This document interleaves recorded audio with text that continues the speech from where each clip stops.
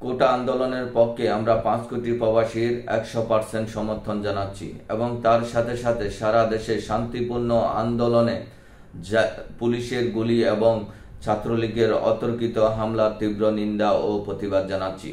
মনে রাখবেন, কোটা যদি থাকতে হয় তাহলে প্রবাসীরাও কোটার হকদার, কিন্তু প্রবাসীদেরকে কোনো কোটা দেয়া হয় না এবং প্রবাসীরা কখনো এটার আন্দোলন করে নাই।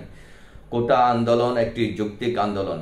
কোটা আন্দোলনের পক্ষে প্রত্যেকটা ছাত্রের এবং ছাত্রীর অভিভাবকরাও এই আন্দোলনে শরিক হওয়া তাদের নৈতিক দায়িত্ব এবং এটি ফরজ হয়ে দাঁড়িয়েছে।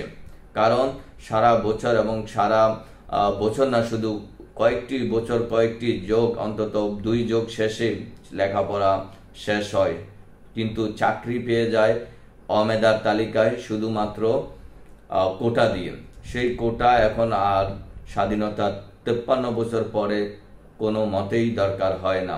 হ্যাঁ, দরকার হয় যদি কোনো যুদ্ধর কোনো মুক্তিযোদ্ধার সন্তান যদি চাকরি চায়, অবশ্যই তারা পাবে। এবং এটি সব আমাদের আন্দোলনকারী যারা শিক্ষার্থী আছেন তাদেরও একই কথা। ছাত্র আন্দোলন একটি যৌক্তিক আন্দোলন। এই আন্দোলনে অতর্কিতভাবে পুলিশের গুলিবর্ষণ এবং ছাত্রলীগের একাংশ, বলবো আমি এখানে, অনেক ছাত্রলীগ কিন্তু পদত্যাগ করেছেন আজকে, তাদেরকে জানাই স্বাগত। আপনারা খুবই ভালো একটা সিদ্ধান্ত নিয়েছেন এবং একদম আপনারা যৌক্তিক একটা সিদ্ধান্ত নিয়েছেন, সময় উপযোগী একটা সিদ্ধান্ত নিয়েছেন আপনারা পদত্যাগ করে।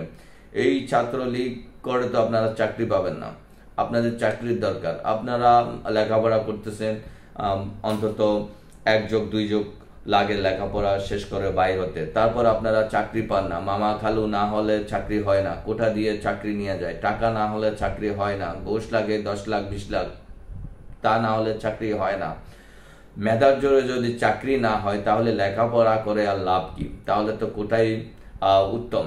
তো আমরা যারা কোটা চাই না তারা কিন্তু কখনো বলে নাই যে কোটা চায় নাই, শুধু বলেছে সংস্কার চাই। কোটাতে সংস্কার আনা খুবই জরুরি, কারণ এখন আর মুক্তিযোদ্ধারা চাকরি করেন না এবং চাকরির জন্য আবেদন করার বয়সও নাই এবং তাদের ছেলেদেরও নাই। তাহলে নাতিপুতি এবং একের পর এক এইভাবে যদি চাকরি হারিয়ে ফেলে তাহলে মেধাবীরা আর লেখাপড়া করে লাভ কি?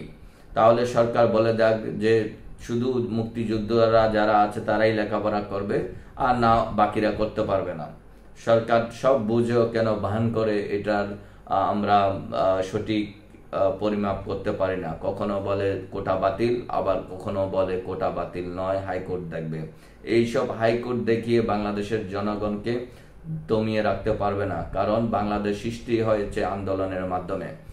আমরা প্রবাসীরা সব সময় নৈতিক কথা বলি এবং যৌক্তিক কথা বলি। আমরা অন্যায়কারীকে কখনো প্রশ্রয় দিই না। আমি কাতার প্রবাসী সাইফুর রহমান। এই যৌক্তিক আন্দোলনে আমরা প্রবাসীরা 100% সমর্থন জানিয়ে আজকের এই প্রতিবাদ এখানে শেষ করছি। আল্লাহ হাফেজ, আসসালামু আলাইকুম।